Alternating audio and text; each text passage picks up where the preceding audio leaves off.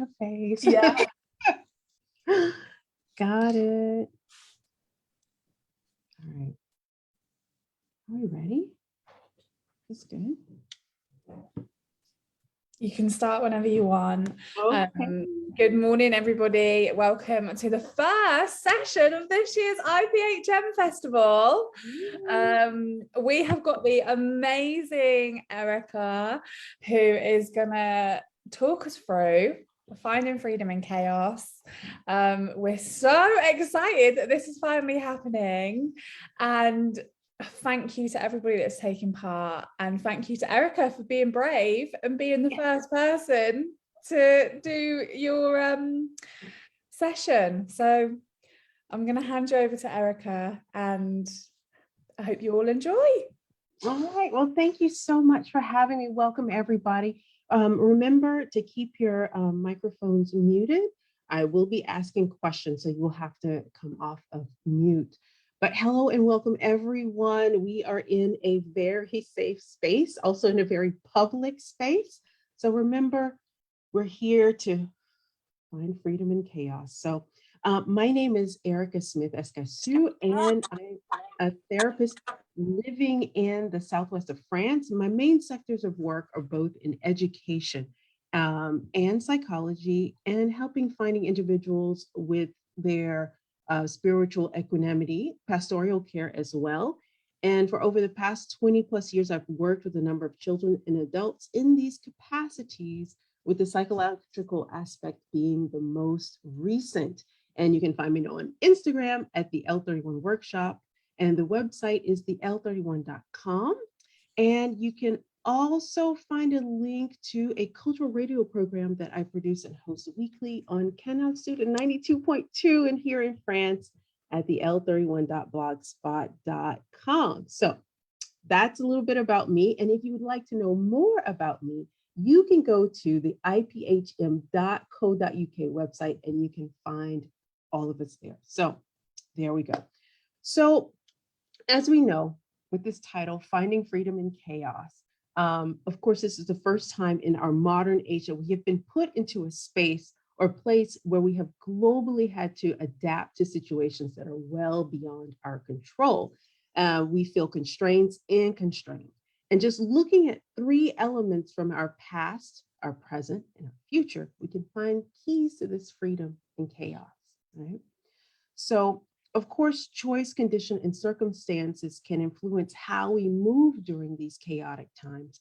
But we also need to remember that we don't want short-term circumstances to influence long-term decisions, or rather, we don't want to make long-term decisions based on short-term circumstances.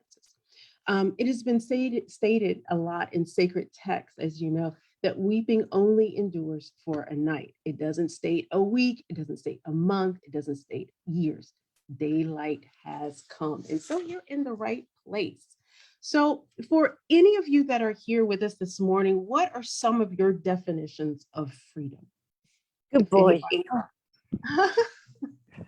Good morning, Kathy. Morning. So would anybody like to share what their definition of freedom is for them? Don't be shy. We're among friends and family here. Okay.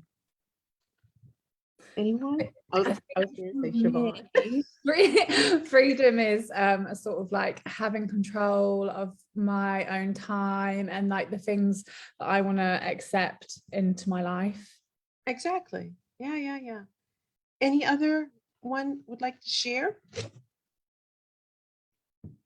Freedom is also being able to choose not to speak, which is good too, right? So as you know, the past few years have been very trying for very many of us. We've had to get used to a lot of new normals, such as health passes, restrictions, loss of income, and even loss of loved ones. But is this really the first time we've had to deal with this? Think about it. Maybe on a global scale, right? Oh, Isabel just wrote, freedom is a responsibility for your life. It is, right? But going back to this question of, is this the first time we've been through chaotic times?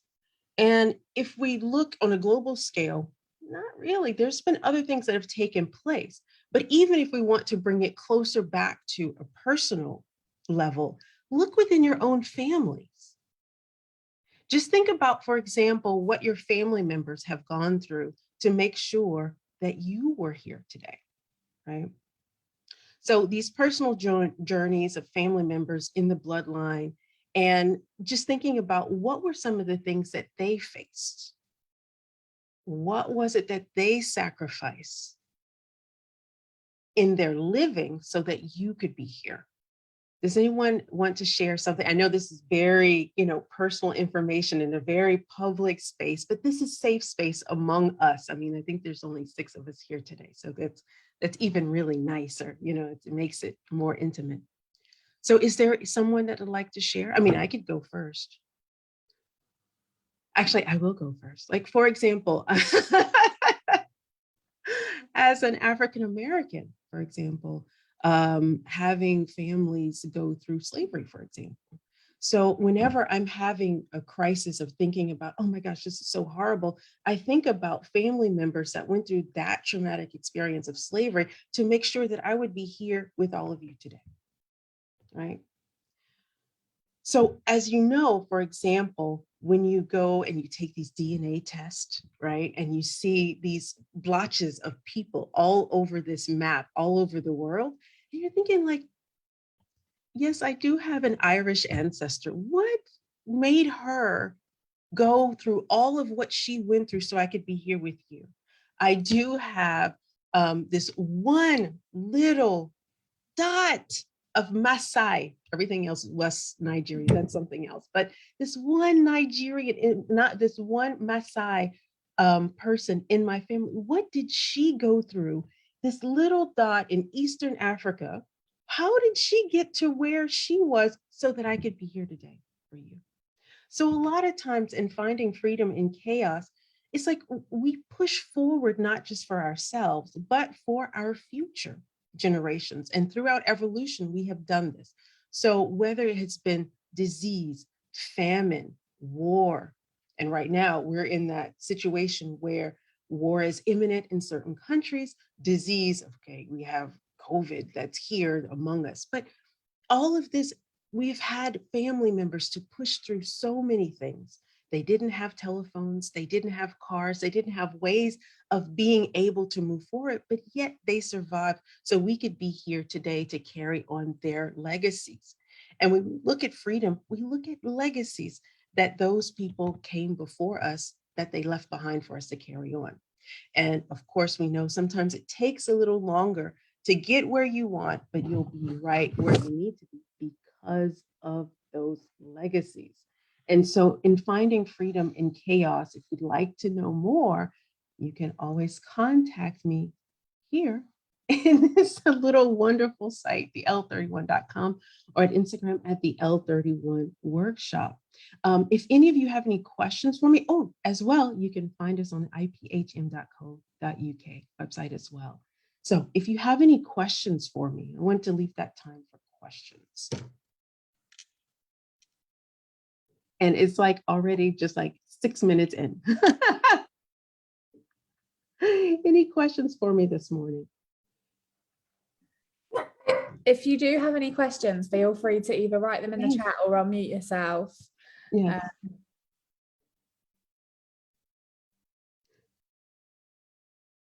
So what's interesting as well, I'll continue a little bit more, was that this finding freedom in chaos was actually thought up many years ago when the COVID-19 crisis first started.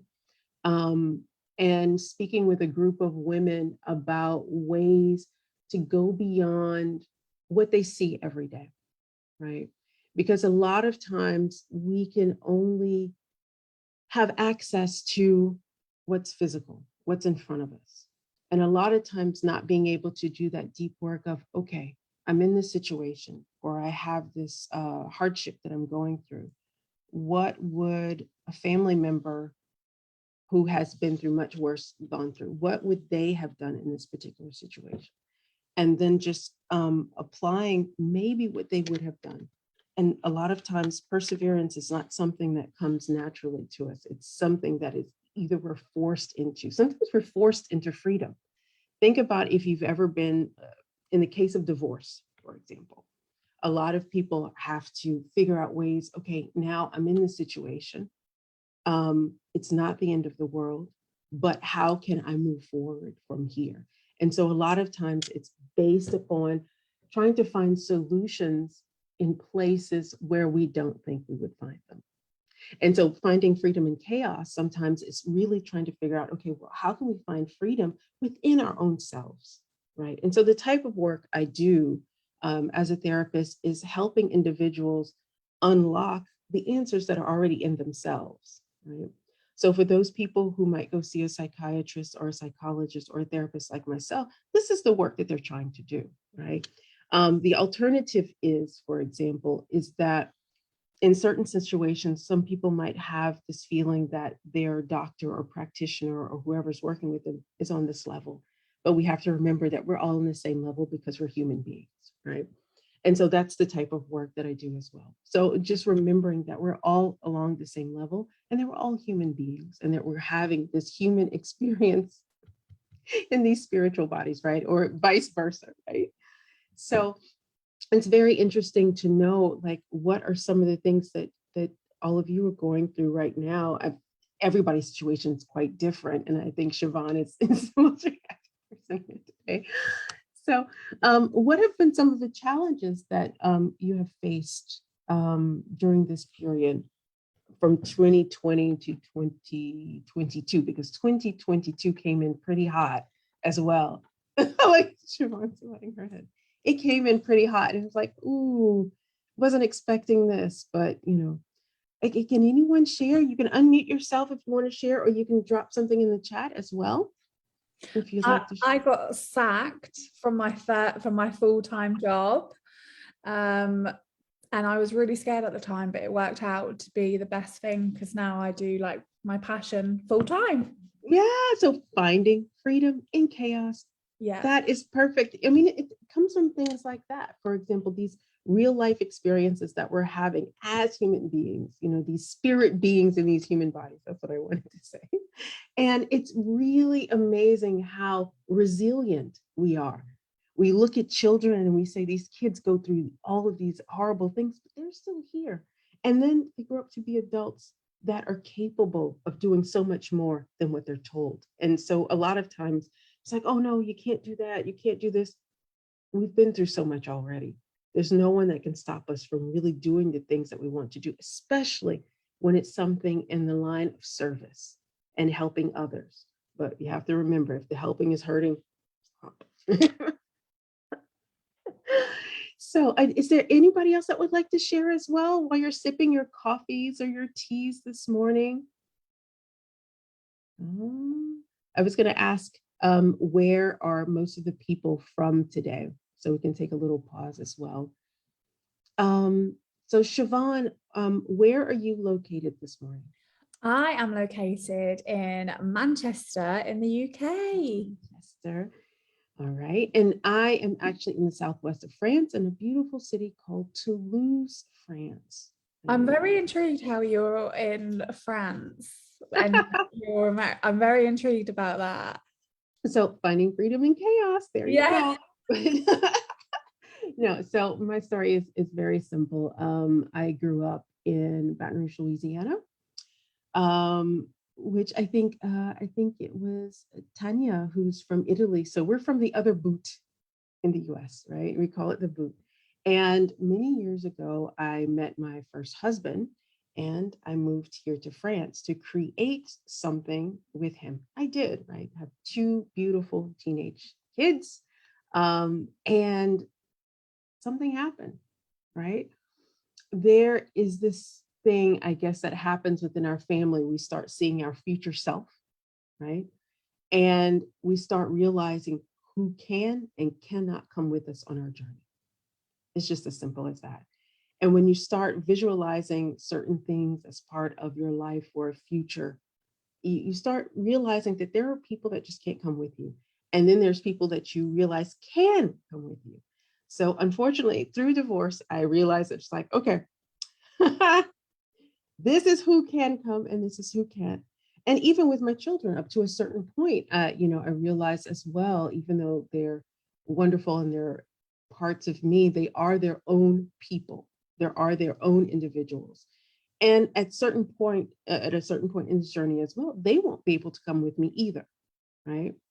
Because when we have life work or when we find our purpose in life, it's not really for anyone else. It is for ourselves and what we give back to communities and what we give to each other and what we share with others, but it's still our own personal journey. And so that's kind of like how I ended up here in just like a general.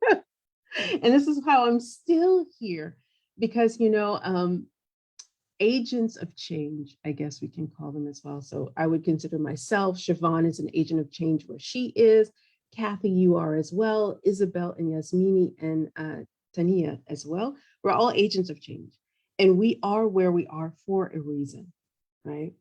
Siobhan, you had that incident with work, but you weren't meant to be there for that long. You were just meant to say, hey, I'm here, but now I'm going to take my crown, I'm going to return and go somewhere else, right? And use that information for something else and use my energy where people want my energy.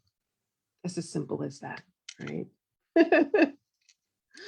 So, all right, so you've known a little bit about me. You also know a little bit about my work. You also know that this is the IPHM Wellness Festival, and I'm so happy to be a part of it. So I'm actually going to close because, I'm very concise. That's one thing about my work. And when I work with others, it's very concise, but it's very personalized. So it's very important that there is an exchange. And because that's all a part of it, because therapists aren't really supposed to talk. Even though I do radio and I work in education, it's always, radio is just the exception. It's like, of course, I'm going to do most of the speaking. But when we do therapy sessions together, for example, so if you go to the IPHM website and you find my information, it's under Erica Smith or Erica Smith-Escassut, you will find that the work is personalized, right? So it's really geared towards the individual and their purpose and even finding purpose. So we even work on that aspect as well. But it's very individualized. So if people are interested, like I said earlier, you can find me on Instagram at the L31 Workshop, or you can go to my website at the L31.com. You can find training sessions there. You can also find out how you can meet up with me.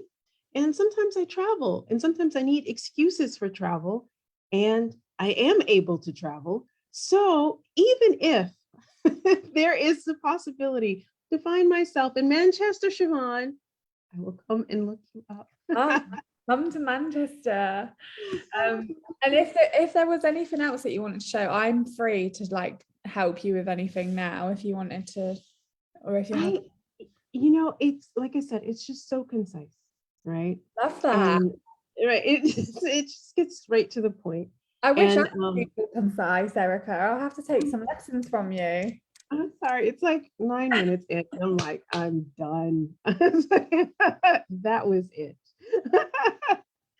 So yes, so of course, as you know, I want to thank the IPHM community for even, or the ladies at IPHM for even creating this whole network so that we could all be connected, whether it's therapists or whether it's wellness and beauty, or whether it's lethotherapy, which is working with rocks. I absolutely love rocks, and I'm looking for a therapist to work. Anyway, that's another story for another day too.